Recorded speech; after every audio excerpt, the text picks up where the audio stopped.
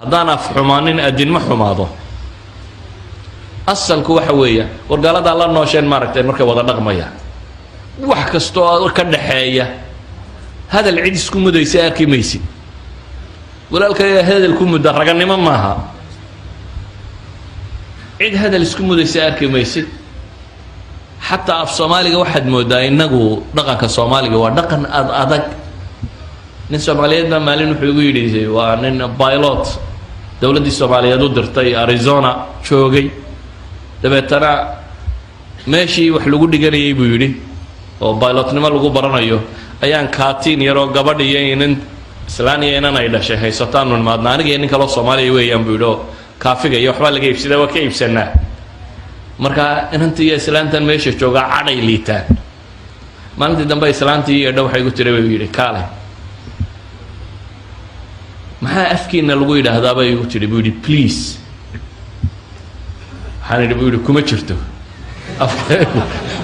please ma male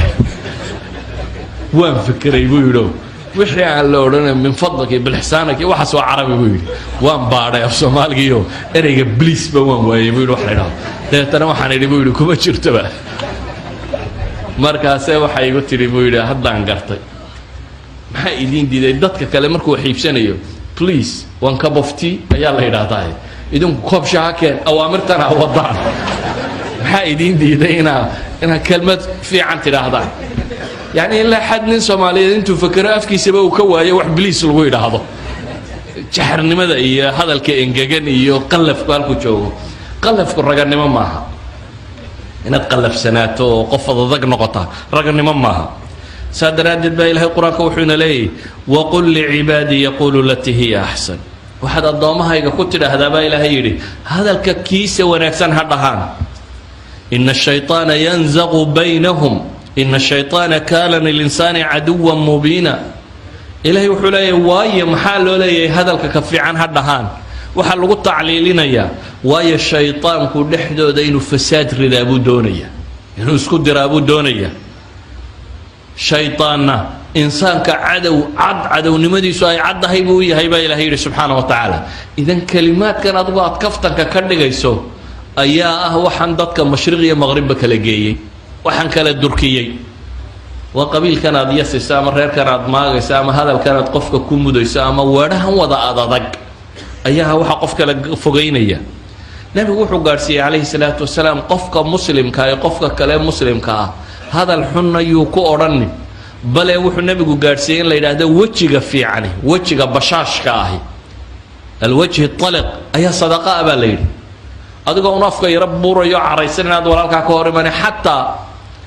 haddaad iskaba caraysanto walaalka aad la kulanto inaad nawcun min al-hashasha inaad nawcun min basha wa hashada yoran jireen inaad muujiso wax walaalka muujinaya inaad ku faraxsantahay inaad kulanteen aanu ka dareemin inaad caraysantahay inaad dudaysatoona hub iyo waxa in la isuba qaado ama nabar la isku dhuftana nabigu alayhi salaatu wasalaam wuxuu leeyahay laa yushiru ahadukum ala akhihi as-silah midkiin walaalkiin yuu warankiisa ku fiiqinba nabarkiisa xaqiisa xataa haddaad waran sidato xagga hore ha u qabanin baa la yidhi oo sidaa ha u qaadanin xagga dadka uu fiiqayo uu mudayo waayo in shaytaan kaa fakiyaba uu qof muslima ku dhaca la arkaa buu nabigu leeyahay alayhi salaatu wasalaam waxay leenahay qadaayaadkan marka aan tilmaamayo dadku way yaraysteen لكن والذنوب واوين نصوص القرآن كي حديث كما قال له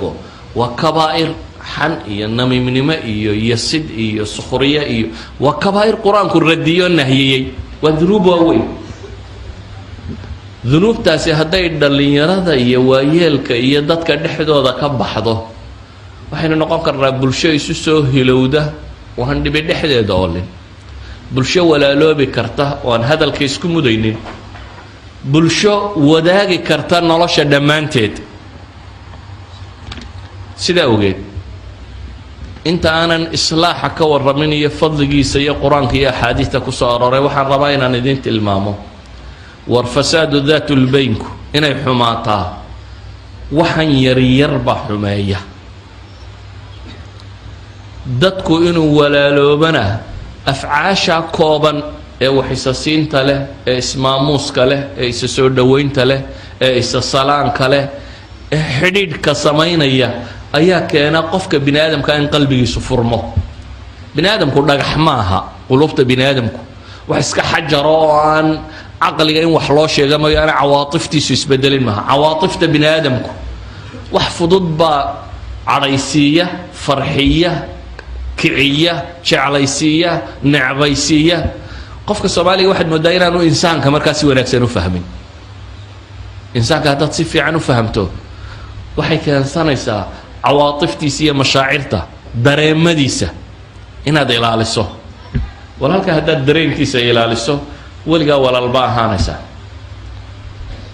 bulshadu hadday tiraa wallahi ninkaas waa nin muxtarama oo dadka macaayo, wax weyn weeyaan. waa qof aan dadka hadalka ku dhimin. waxaad moodaa shirarka markaynu isugu nimaadeen la yidhaahdo ha la hadlo, in badan oo inaga mid a hadalkoodu waxa weeyaan uun reer hebel waxaan ku sameeyey maanta ma arkaysa inuu la yidhaahdo saan hadallada ugu mudmudo iyo waxaan sameeyey, halkay ka ahaan lahayd inuu isku dayo dadka inuu isu soo hiloobo oo boogaha jira inuu asturo oo wax dhadhabo oo wax hagaajiyo, ayuu isna wuxuu rabaa inuu yidhaahdo ma ku muday. raganimo markaa waxay inoo noqotay inaad ninka kale ka cadhaysiiso. raganimo waxay inoo noqotay inaad reerka kale muddo ama maartid ama ka xanaajisid. haddaba islaamka haddiiba ay dhacdo, maadaama bini aadam la yahay, qof cadhooda la waayi maayo, qof sahwiyey la waayi maayo, mid qafla ay ku dhacday la waayi maayo. laakiin marka ay taasi dhacdo waxaa layna amray haddana wax kale oo khusuumada ilaaliya, oo ah inaynu baranno dulqaadka iyo cafwiga iyo saamaxadda inaynu baranno. wixii way dhaceen ficlan, wuu ku caayay, wuu ku maagay, waxbuu kaa sheegay, ma qasabba inaad response bixisaa? maya. ilaahay wuxuu qur-aanka inoogu ammaanay janno carduha asamaawaat walard uciddat lilmuttaqiin. yaa rabbi ka warran janno cirka iyo dhulka cardiga